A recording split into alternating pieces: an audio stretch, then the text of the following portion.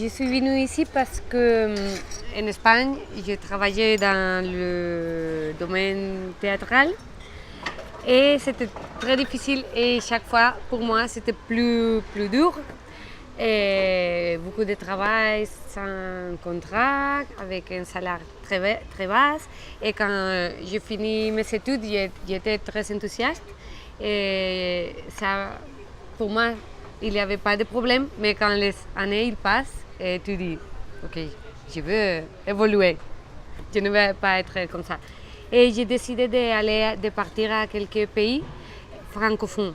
Je pensais que j'allais trouver du travail tout de suite, un travail alimentaire comme serveuse ou quelque chose comme ça, et que j'allais profiter de ce temps pour chercher du travail dans le théâtre. Mais ça n'était pas comme ça parce qu'ici, c'est un pays qui prévient les choses à l'avance. Et quand j'ai cherché du travail saisonnier pour l'été, c'était tout déjà fait. Et j'ai commencé à chercher, j'ai trouvé rien. Et j'ai trouvé des petits boulots, mais sans contrat et tout ça. Alors, j'ai décidé de laisser d'un côté mes rêves et de me focaliser à trouver un travail alimentaire. Et ça m'a pris presque un an pour trouver.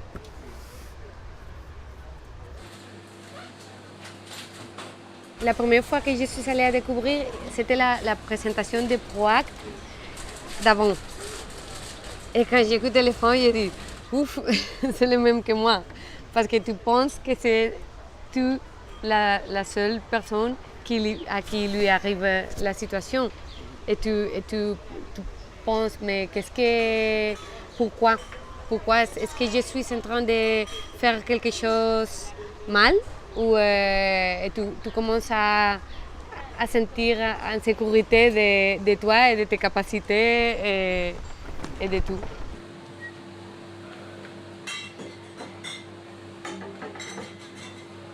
Quand je suis arrivée ici, je me suis rendu compte que la recherche de travail, c'est toujours sur Internet. Alors, tu es toute seule devant ton ordinateur et c'est très difficile. Et quand tu trouves les gens qui te comprennent, qui vivent la même situation, qui un peu t'aident ou t'orientent, comment le faire, c'est très joli.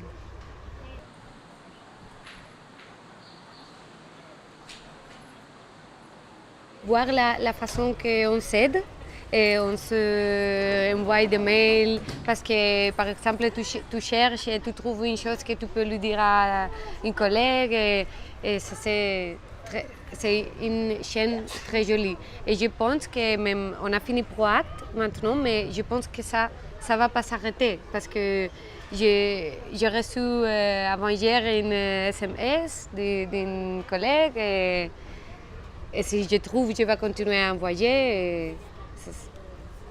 Et on est devenus des amis aussi pour